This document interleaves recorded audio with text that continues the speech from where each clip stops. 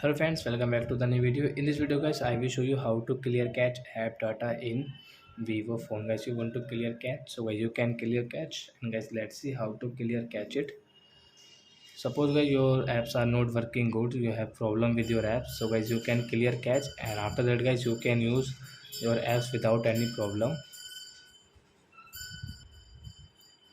So friends, let's see how to clear cache app data. So first of all guys, press any app, which for example I am telling you this setting as how can you clear cache. So after that guys you can see the storage and cache. So guys click on clear cache. So guys you can clear cache from here. So I hope friends you have understood how to clear cache app data in Vivo phone. So that's it guys, thanks for watching my video. Now we will meet on next video with new topic. Before guys, please go and like and subscribe my channel. Bye bye friends.